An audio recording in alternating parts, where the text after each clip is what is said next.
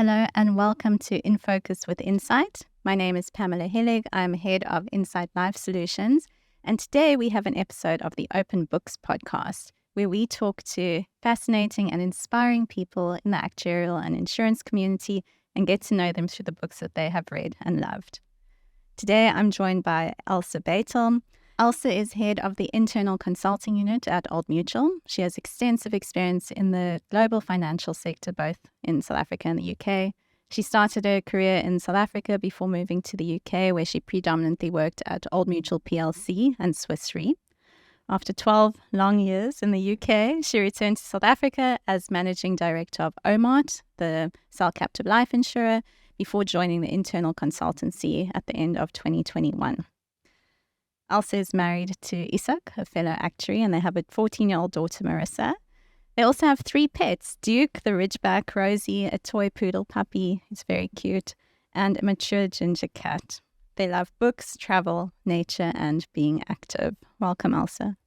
Thank you, Pamela. It's lovely to be here. Thank you for the invitation.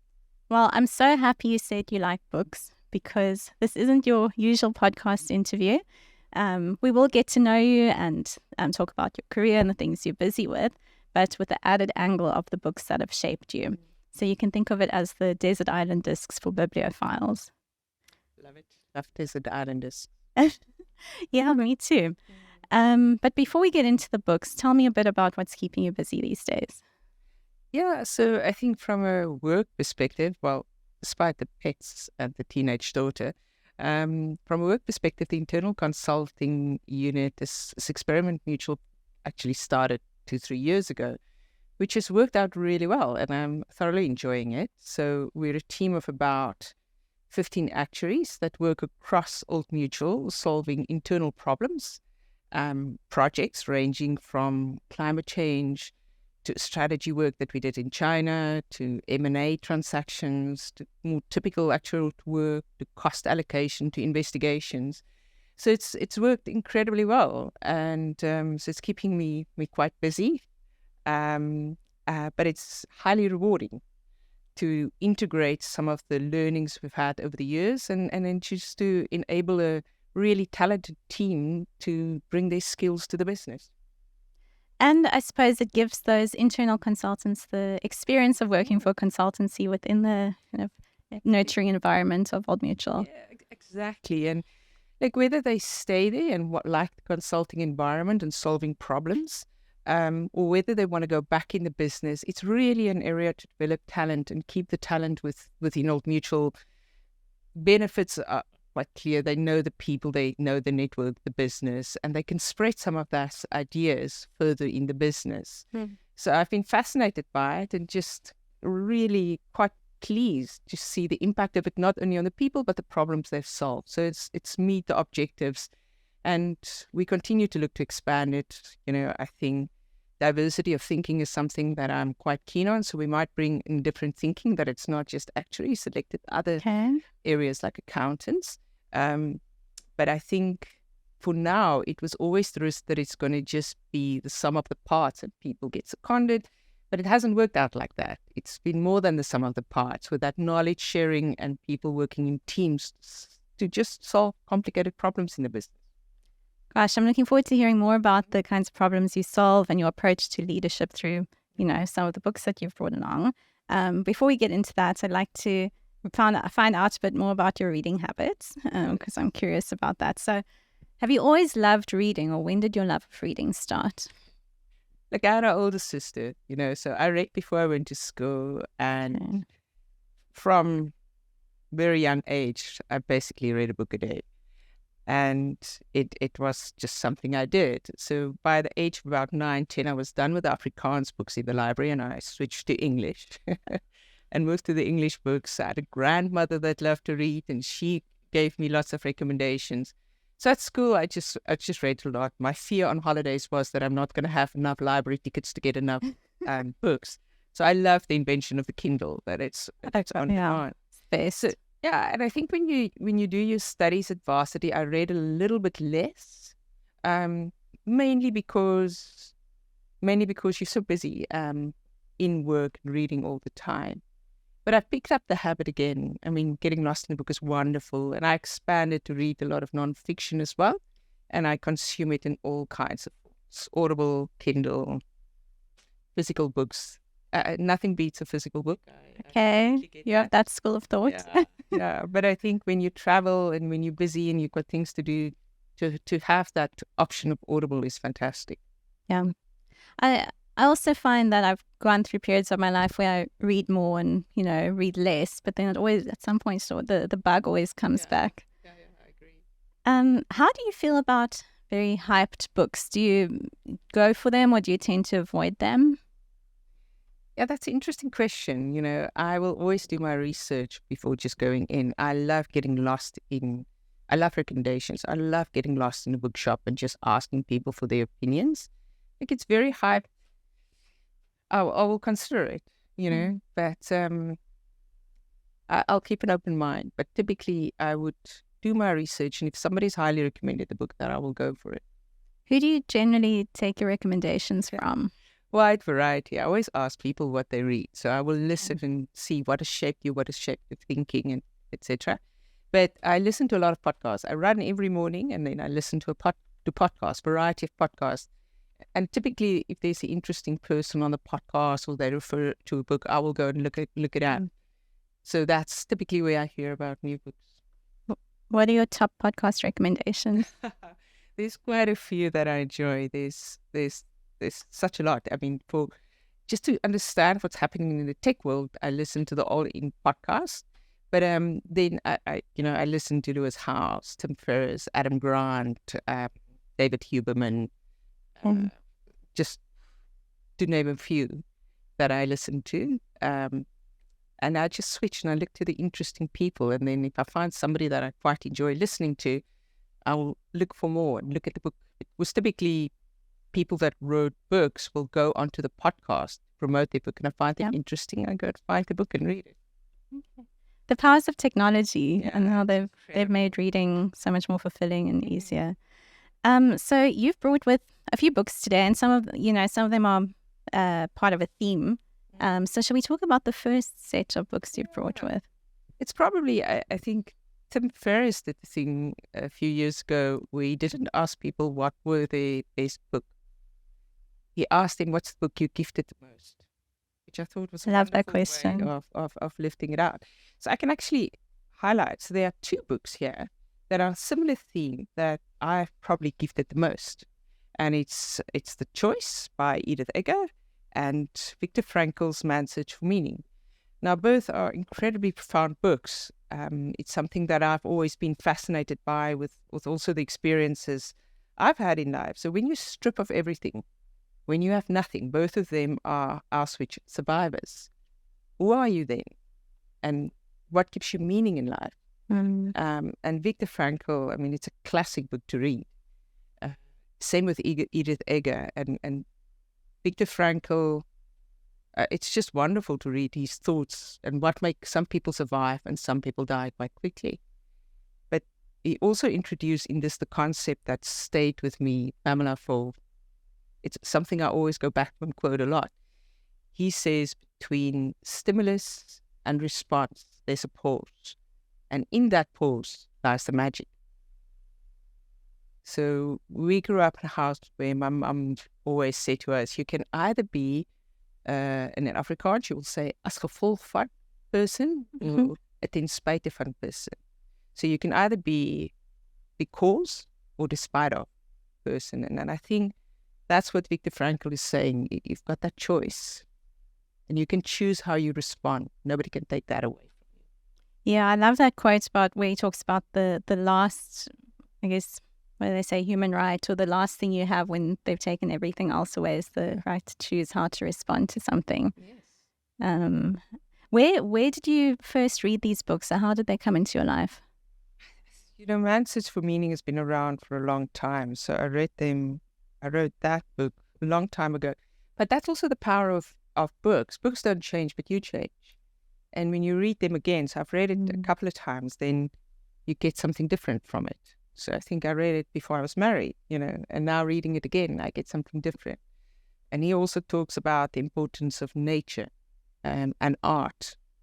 and how humans need that, which I thought was really good. While Edith Eger's The Choice, she only wrote that book in her 80s. So she was as a 16-year-old girl, she went with her sister into Auschwitz. Her parents went one way and died, and she and her sister went another way. She broke her back in the concentration camp. She was a ballerina, so it was hard for her. She came out and moved to America and became a psychologist. So her reflection, her life, how it influenced her is quite remarkable. Remarkable lady. Yeah, well, I've read both of those books, and what struck me about Edith's book is how she, I guess it was different being a woman in that at that time, but she knew what she had to do, and no one was going to stop her from doing those things. She could see the path out of whatever she was in, and she made it happen, and kind of brought people along the journey with her. Yes, phenomenal. And the impact she had on people around her, and how she sometimes paused, lost the path, but went back on it. I mean, the quote from her that I just absolutely love is this thing about suffering is universal, but victimhood is optional. We don't get to choose what happens to us, but we do get to choose how we respond to our experience. And I think it's something that I try to install in my daughter as well, because we can't control what's outside of us, but we can always choose our response.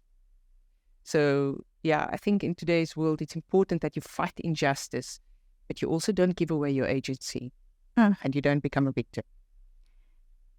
As a leader, I know that you thrive on creating an environment in which people can, live out their best lives and careers. That's something I'm also thinking about. How do you strike a balance between creating that psychologically safe environment, making people feel valued, but also, letting them have enough hardship not to have a victim mindset, to develop resilience, to build grit? How does one balance those things? Yeah, that's a very good question, and I've certainly got it wrong in the past as well. I had a wonderful mentor in London who really had a profound impact on my life, not only my career. And I didn't always leave the office feeling great about myself. He put me some hard steps, I always say to people, he was like, Elsa, you've got a sense of humor, you better start using it, and once I presented and he said to me, you're not good enough to wing it, go and practice. So he gave me some pretty hard times, but it's in those times that I learned most. So it's a very good question you ask, because I think it's a very fine balance for a leader and for a parent to not over-parent or over-lead. So I think it's about, I like that they use the concept in parenthood, which I think applies to leadership as well. It's put the scaffolding in place. So it's provide a structure of support, but don't do it. Put people in the uncomfortable positions, provide support. And also there's another book that quite influenced me was Radical Candor, where they say clear is kind, unclear is unkind. So I think Pamela is also about being able to give clear feedback to people and not trying to be nice. That's also an art, giving feedback. That's, plays the ball, not the person. Yeah. But, you kind of have to get over that need to want to be liked all the time, which I think many of us suffer from. Yeah, I think the more you go into the journey of accepting who you are and showing up for who you are, then you put the light and look at what serves other people best. Is that how you try to run your team? Yeah, absolutely. I think making clear that I'm not always going to rescue them, and I'm always going to be there. But I definitely try and create opportunities for people to grow. And we all know growth happens outside your comfort zone. So it is creating, and I think it's a muscle you work, I mean, for me, it's certainly the more you do it, the stronger you get and the more you're able to do it. So it's just getting over that fear just doing it. It's like public speaking. It's like public speaking. Exactly. The more you do it, the easier it gets. Yeah. And I must say, I spoke at LAC for the first time last year. And since then, I've done a few more talks, and I thoroughly enjoy it. I don't have to be good at it, but I can still give it a go.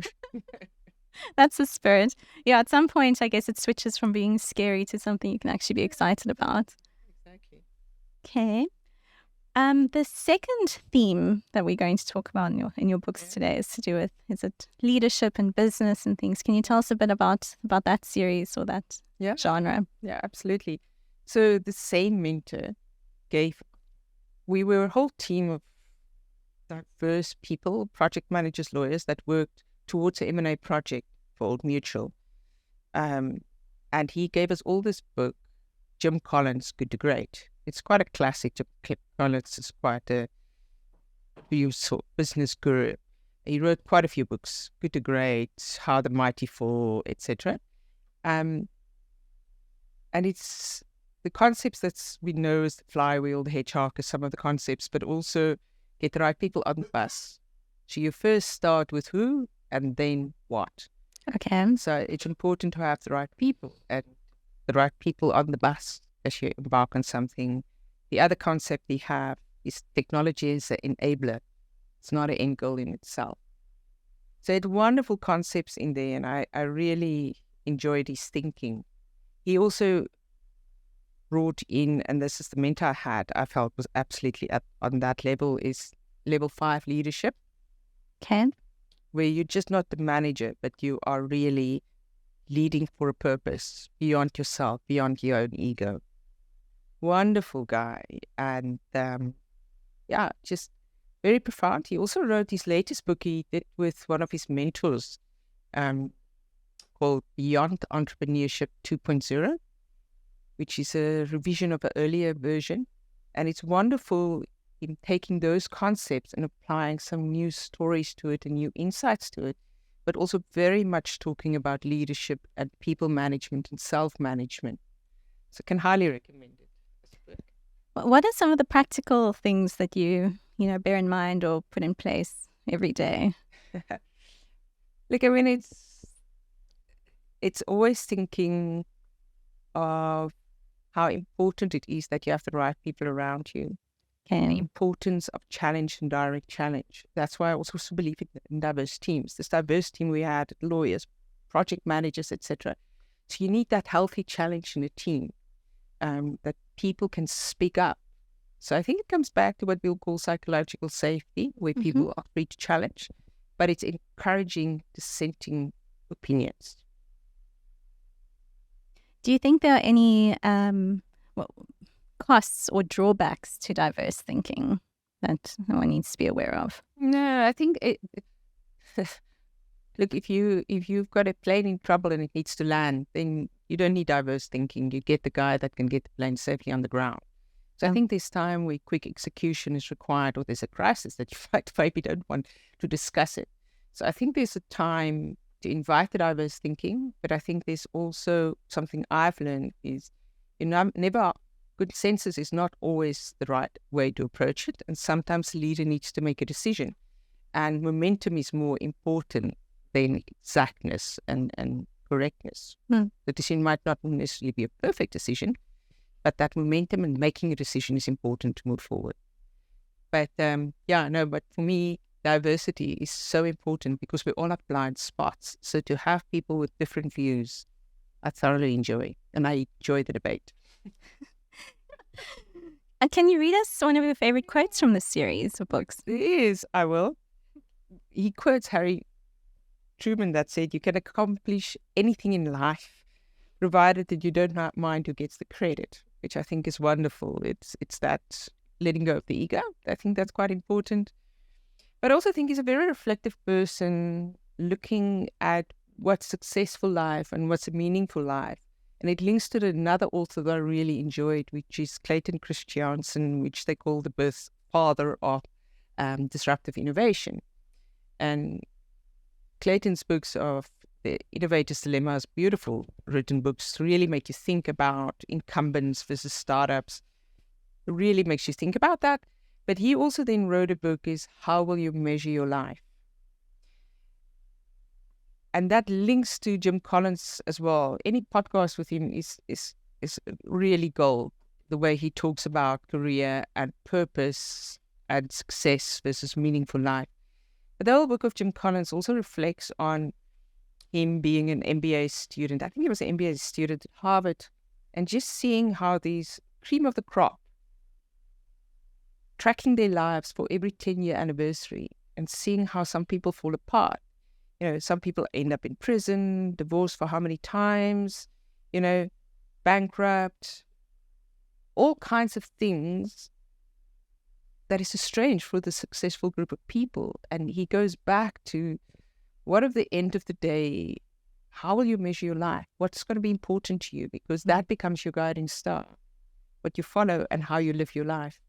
So I think for all of us in our career, it's so important to just think how we will measure our lives. What is your your purpose or your guiding star? Okay. I do know that ultimately it's the connections that we have with people that are more than anything else. It's at the end of the day, it's relationships that really brings you joy and happiness.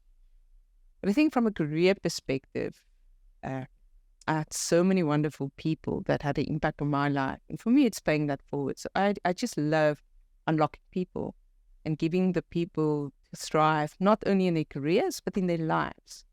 And typically people that thrive just contribute to the bottom line as well. And it becomes this very virtuous cycle of people succeeding, businesses succeeding, and especially in South African context, then succeeding for the benefit of the country. So for me, it's very much creating that environment where all people can thrive and be in the right environment, be the best who they can be. So before your current role, you acted as Managing Director of OMART, which is the Cell Captive life insurer. What were some of the learnings from this very kind of unique business model? And how did you, I guess, enable people to thrive, to achieve such good business results as well during that time? Yeah. So it's I think there's two things that probably stand out for me from that, Pamela, is a lot of humility to see a lot of startup companies come up with the idea and execute on it. And being in a big business, I think it was wonderful for me and the team to see the passion, dedication, discipline with which these guys execute. Sometimes being in a big corporate, we forget how much it takes to establish a business. So I thoroughly enjoyed going into the offices, sitting in the call centers, and really getting closer to the customer and selling to the customer and the customer needs. So I think that for me, working with all these players was phenomenal. All the startups, I learned a lot from them. And then the other thing that I hugely benefited from, if you're an MD and you look at the board structure and you look at the governance structure, you get an appreciation for governance and why it's in place, and how you use that governance to get comfort around stability of the business. Ultimately, in life insurance, things can go wrong. And that's why we've got regulations and governance in place. So I think just that whole structure was good to understand, that top-down view of a life insurer. And it was wonderful working with some really talented people to work in this kind of dynamic. We were a very small team, dynamic, challenging environment through lots of regulatory change, trying to piece it all together to get a little bit more of a holistic view of how a life insurer functions and how it all fits together. And what was it like having to implement IFRS 17 for Cell Captive life insurer? I left just before it happened. Don't blame you. Yeah. No, I mean, I moved on during that time, but I must say, just even thinking through it, it was incredibly complicated. IFRS 17 wasn't created with cell captives in mind. No, it wasn't. So having the 3 level of contracts that you basically needed to consider made it quite complicated. But I think like anything, it brought some good insights to the fore. What's the third book you've brought along today, or that we're going to talk about today? Let me first talk about Adam Grant. Think Again. So Adam Grant is quite a good thinker. It's really with listening to him. He wrote a lot of books. What I love about Think Again is he used the analogy of different professions to explain how you can hold on to your beliefs. So he talks about the prosecutor. So the prosecutor tells you why you're wrong, I'm right about the idea. Okay. There's the preacher who kind of preach his ideas to you, try to convince you. Then there's the politician that takes whatever view he thinks is to his benefit. But the one he says he wants to be like, and I think he encourages people to be like, is the scientist. Okay. The scientists say, that's interesting. Tell me more. And when there was a lot of world events happening around the world, I'll be honest, especially with the elections in America, I try to understand why, what's going on, leaning in and trying to understand what's happening in the world. I saw the power of being curious and holding opposing views and listening to what people said that I don't necessarily agree with, just try to understand what is driving this. And I found it quite empowering not to hold onto your beliefs so much, but rather to listen to what other people have got to say. And it comes back to Stephen Covey's principle of first seek to understand before you are understood. You try to put your point across. So, yeah. When did you come across this book or Adam Grant's work? He's got a podcast as well. So I think somebody interviewed Adam Grant. He does also a podcast with Brené Brown that I'm quite a fan of. And I think Simon Sinek. So I listened to him there and just found him quite insightful and followed through and yeah. Do you think as actuaries we lose sight of the fact that we are technically we should be scientists and make decisions based on data and facts and scientific principles? Yeah, but I think a scientist also, they often have a hypothesis, then they gather the data and try to test, and see what the hypothesis hold. But I think with highly intelligent people, we are quick to make connections and see patterns. And sometimes we may jump to conclusions too quickly. Sometimes we need to revisit our hypothesis and see what the data is telling us. And then maybe change our mind. And I think that's important, is to just be able to play with ideas and just test the ideas a little bit. We might be right, but if other people say something else, let's lean in and rather say, no, that's wrong. You say, but why are you saying that? And I guess play with the nuance that some parts of things you may agree with or may be right, or others aren't. And, multiple things can be true at the same time. Exactly. I think it's like nothing is just one side or the other side. It's like a crystal. It depends on which side you're looking from. Yeah. Definitely something to practice in this increasingly polarized world of ours. Exactly. And do you have a favorite quote from this book? Absolutely. Scientific thinking, so this is when we think like a scientist, Adam Grant says, favors humility over pride, doubt over certainty, curiosity over closure. And I think it's that thing of keeping an open mind that's increasingly important. Exactly like you said, Pamela, in this polarized view. Keep the curiosity. Yeah. I think we have the humility as actuaries from our qualification journeys. But yeah, it's important to bear in mind the nuance as well. The curiosity. I wanted to ask that you mentioned some really interesting things that you're working on in the internal consultancy, amongst them climate change, mergers and acquisitions, work in China. Can you tell us a bit more about some of the interesting projects you've been exposed to? Yeah, maybe I'll pick on to the work in China was fascinating. We also did a project just looking at protection products from around the globe. And you just realize the nuances that culture, certain developments play in different markets. Also the makes you really test your thinking about the industry and how it works. So the most arrogant thing would be to take what you have in South Africa and want to implement it abroad. And I think that's something I hugely gained from having had international experience. It's just that appreciation of not knowing when you go to a new market. And in China, it really stumped me. We have a colleague in the team that is Mandarin speaking, but grew up in South Africa. So he helped us navigate some of that. And you just realize the risk of lost in translation. Mm-hmm. And for me, it was a key highlight because context is everything. So as actuaries, we get trained to really understand context of which you're operating, why, what's going to be used for. But I think it's important for us to not just take our views across, but to really understand the context in which we are operating and realize how much can get lost in translation. And I've seen that between accountants and lawyers and actuaries, sometimes that lost in translation. So I think that it really was quite a stark reminder to me how things can work out differently in different countries.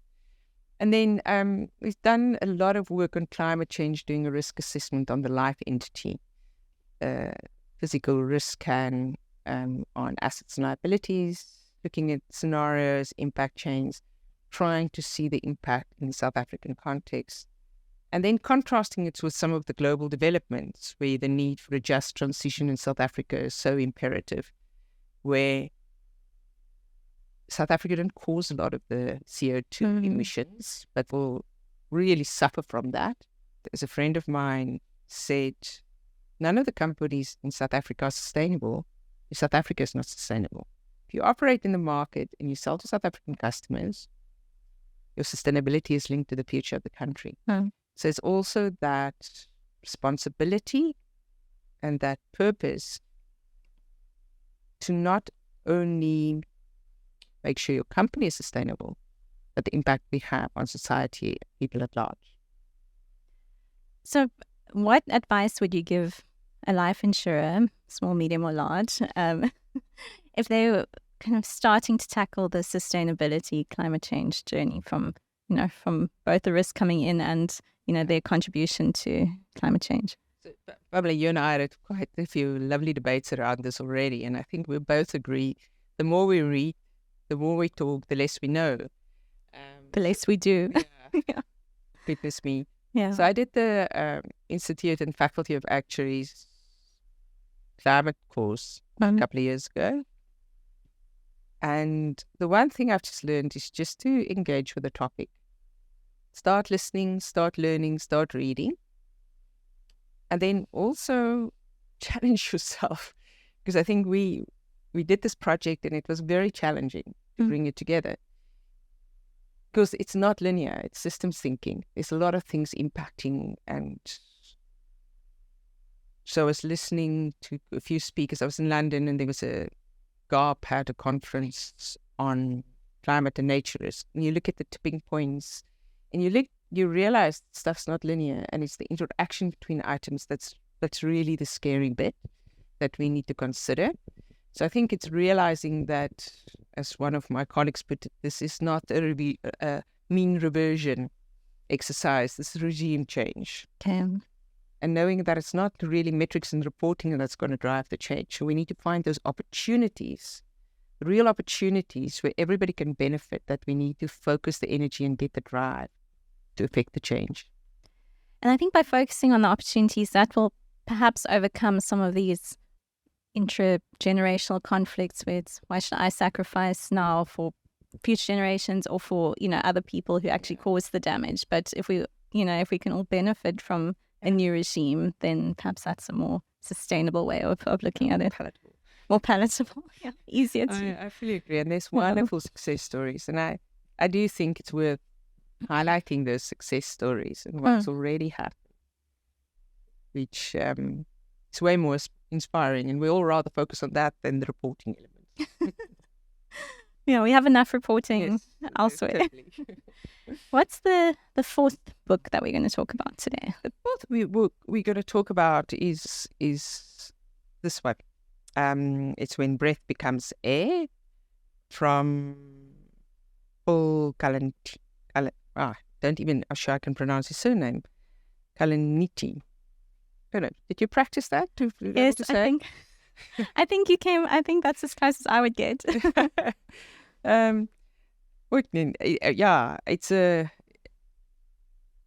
is a neurosurgeon that developed lung cancer, having never smoked, and it happens in his 30s. And he studied psychology first, and then he writes this book. Gets married, and they decide to have a child. He knows it's stage 4 cancer. He doesn't have a good chance of survival. But it's just his reflection. Have you read it? It is really quite insightful. Even seeing it just, makes me tearful. Yeah. And I think it really brings out this theme of living well and dying well. And we're so fighting the end of death. We don't want to get to the end of life. But he describes it very beautifully. And it's a little bit of an added edge to it for me because of the neurosurgery, because I had a brain tumor when I was 20. And I actually discussed this with my neurosurgeon, and he said it is a very good reflection. Even him as a neurosurgeon said it is a good reflection of what it is like to operate on brains. Because it's different. It's different to operate on brains than on a foot or a knee. So I think, so it hit home for me. It also made me think from a neurosurgeon's perspective, operating on people, but then also it's just this thinking about life and death. And really that, what he says is what makes life worth living in the face of death. And when do you give up on life? Because he at one stage wanted to give up on life, and his doctor said, no, you must live. You're not dead yet. Where did you come across this book? Do you remember where you were when you read it? That's a very good question. I wonder who recommended it to me, or whether sometimes I will just stroll into a bookstore and ask people what's worth reading, and they say, well, this one got some good acclaim. So it might be one of those, but it's also a book I've gifted quite a lot to other people. Do you have a favorite quote from the book? Yeah, I think the one, a friend of mine's mother is very ill, and at that age where the body doesn't want to carry on anymore. But this quote that he says that the days are long, but the years are short, really stuck with me, because you get to that age. I'm lucky to have both my parents alive, and I definitely make the point every time I talk to them is, I appreciate you, I love you, thank you for everything you've done. But if you shift your thinking to think, how many encounters do you have left, and how do you make it count? We're often so distracted society, just really making the most of every encounter. So it had quite a profound impact on me in that way. I guess, I read a post probably on LinkedIn once, and you'll probably relate because you also spend time abroad, where if you think, for example, you live far away from your parents, you might see them once a year, and then you multiply that by the number of years you expect them still to be around, and then it becomes, the years become very short, or the amount of time you have with them becomes short. So I think, as actuaries, we deal with mortality and death a lot, often in quite a, mundane, casual way. Do you think there's a lesson to be learned from that, from speaking about death more, almost robbing it of its power and the fear that grips us? Is there a lesson there, do you think? Because this book is very much about, coming to terms with one's mortality. Yeah, look, I think a lot of people start living the moment they face death. So I was to some extent lucky enough to face that at the age of 20, and it really changed my life and had a profound impact on my life. So life without an end date would be a very difficult life to live, because what's going to motivate you to do anything? So death is part of life. But I think talking about it, thinking about it, and being less scared about it might help. It's a journey, So I think we are, I don't know, we don't want to talk about it. well, if we talk about it more, it will be maybe a little bit less scary. But I think it's what is also quite important to me is that, Pamela, is that purposeful living. If you know how, that's probably a theme you see in the books that I brought, is if you know how you will measure your life, it impacts the way you live your life. And then it's fine. The journey is over, but you have lived life and not waited to live life. So it comes also back to this very important thing of being in the present, in the moment, and grounded in that, and not hoping out for one day things are going to be better. Now it needs to be good. Okay, and what's the final book we're going to talk about today? When I told you my book, I said To Kill a Mockingbird. I read that at school, and it had a profound impact on my way of thinking, that before you stand in somebody else's shoes, you can't really understand what drove them, what made their decisions. And that's a concept that always stayed with me, not to judge other people. But then when I went to books, so this morning I realized the actual book that I wanted to bring, or that I actually bought again yesterday because I wanted to show it to people, was actually Brené Brown. Daring Greatly, how the courage to be vulnerable transform the way we live, love, parent, and lead. And that's probably the book that had an incredibly profound impact on me.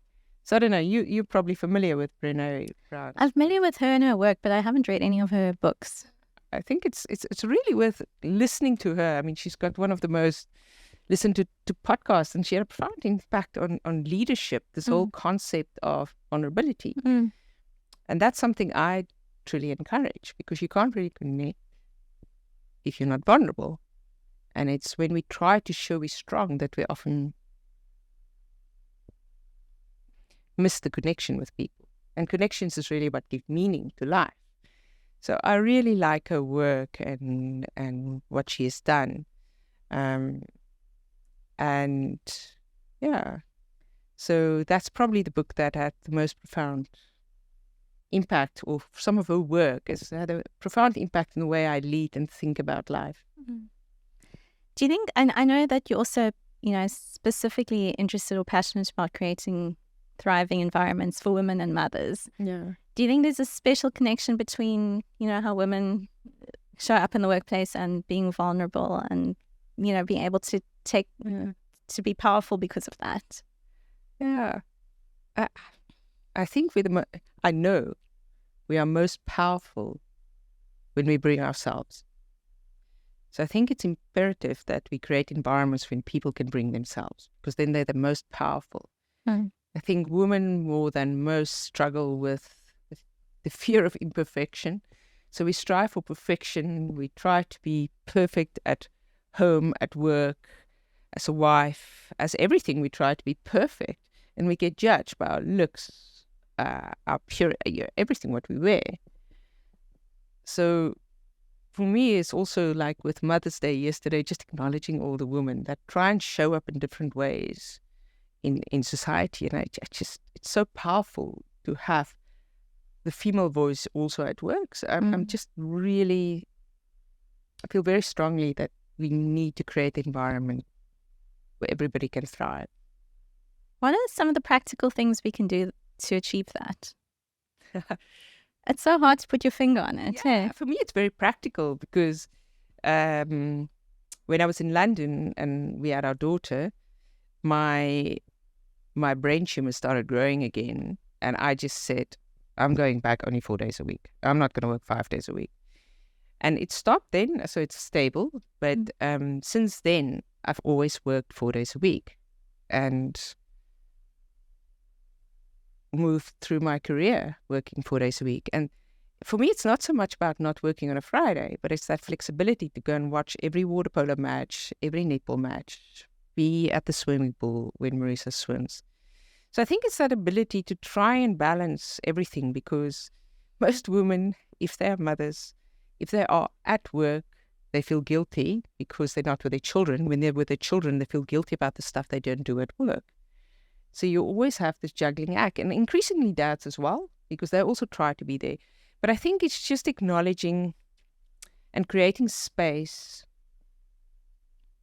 for people to thrive in everything. Now, ultimately, companies are profit-making machines. We're there to make money for shareholders, so you need to find the balance.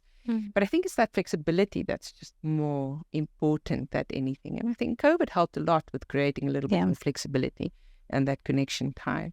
And as I always say to my team, it's freedom with responsibility. You know what you need to deliver. I don't care when you deliver it, but you deliver it, and then you've got freedom. And it sounds like there's a lot of leading by example, with you kind of setting out the way you want to work and what works for you and still delivering. I try. Not always that successfully, but I think it's encouraging people to watch different people and bring themselves and figure out what works and listen to other people and get the tips and the tricks of how to manage it, And I think a lot of that is tapping into the wisdom of other people. Get mentors, talk to people that try and also balance all these things. And create an environment where people can speak up, say when they struggle, and you can try and problem solve around it. Yeah.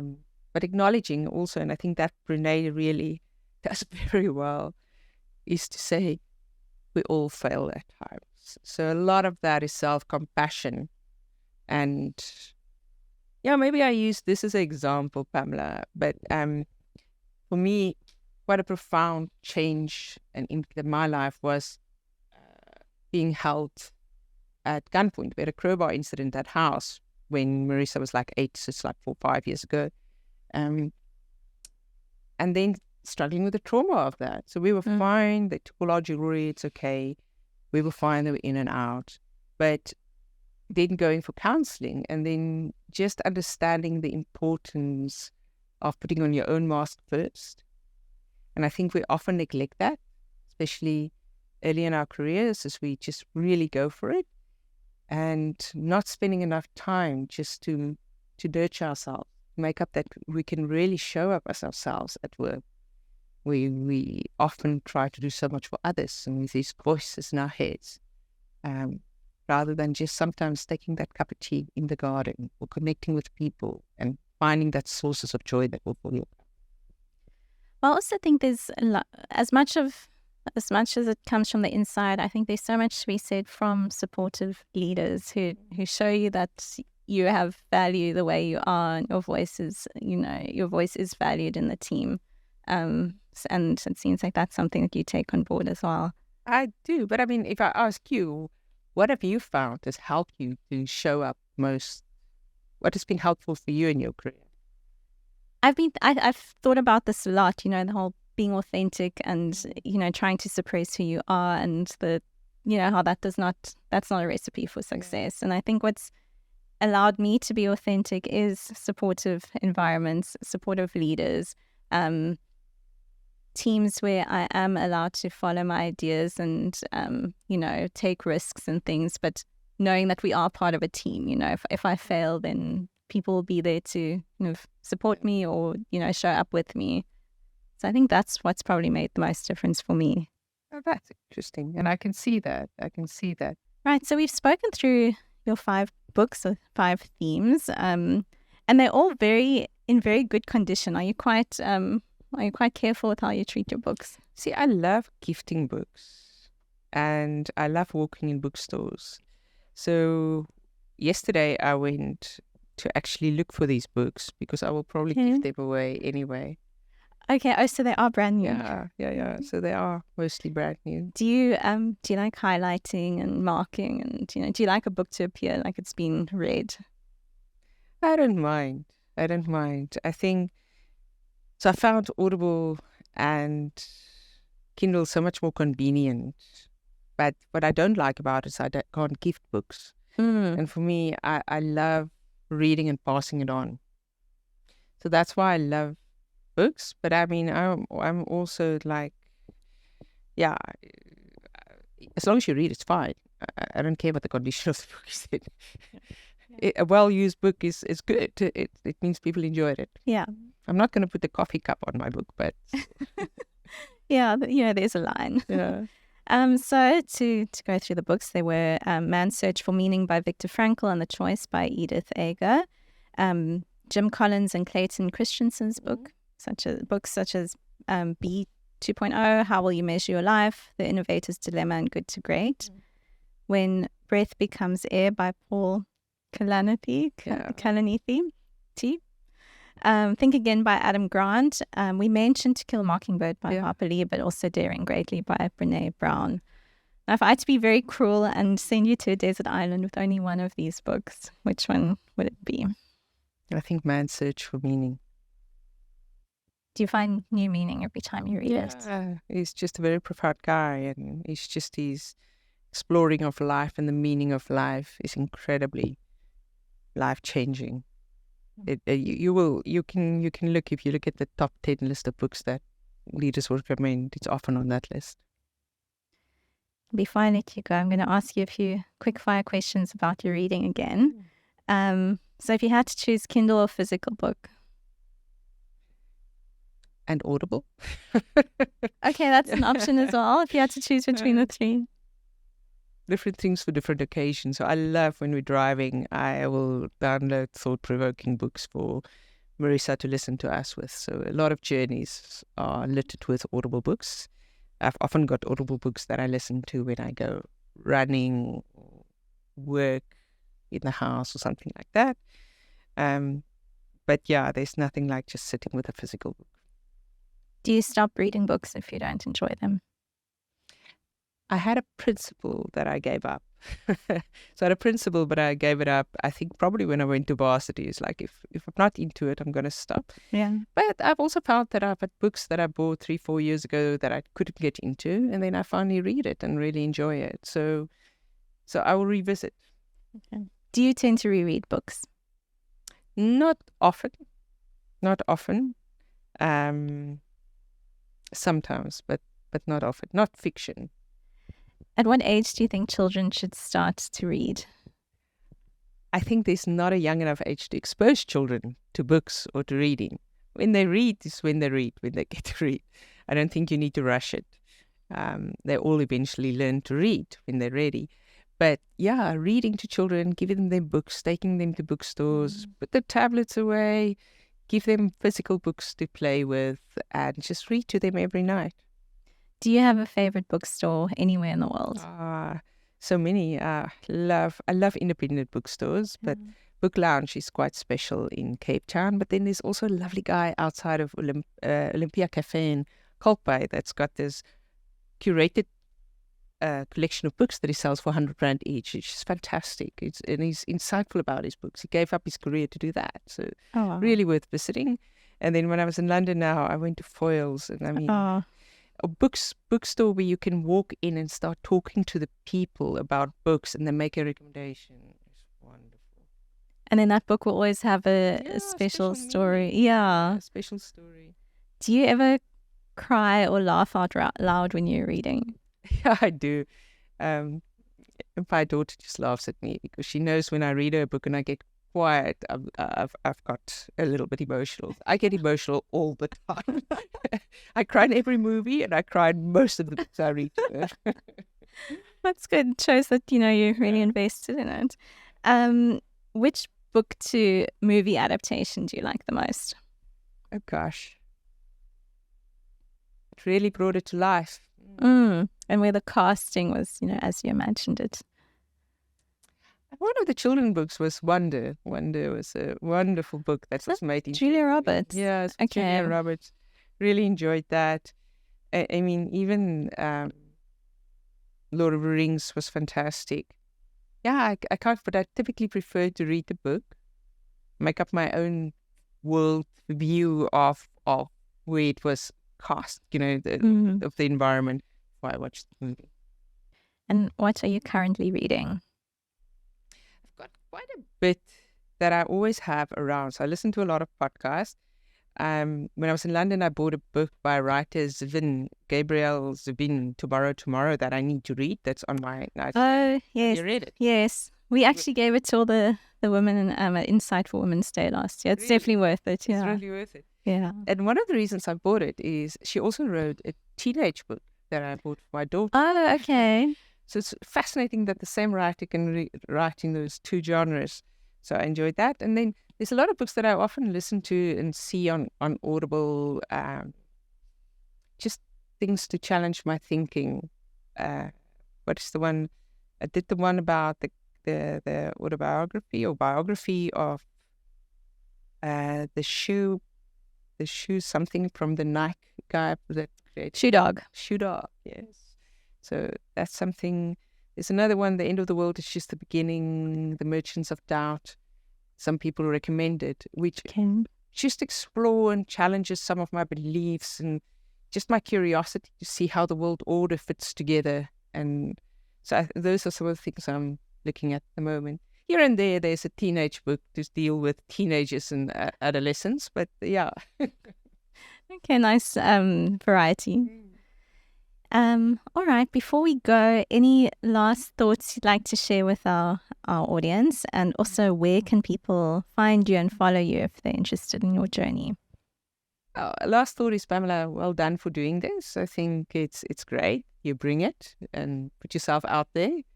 As you say, you're an introvert. So this is probably not your happiest space at times. But talking about books is always a happy space. Okay, that's fantastic. So I've enjoyed the conversation. I think for me we're most powerful when we are where we are, and we are where we are, and creating environments where people can thrive. I think that's the one thing we can all strive to be. It's less focus on ourselves and more focus on creating environments where people can thrive. Yeah, I'm on LinkedIn, WhatsApp, with a just teenager. I'm trying to keep off social media, so I'm definitely not on TikTok. Oh no. No Snapchat, no Instagram. No Snapchat, no Instagram.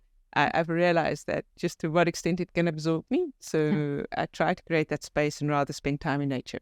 Perfect note to end on. Thank you so much, Elsa. It was lovely. Thanks, Pamela.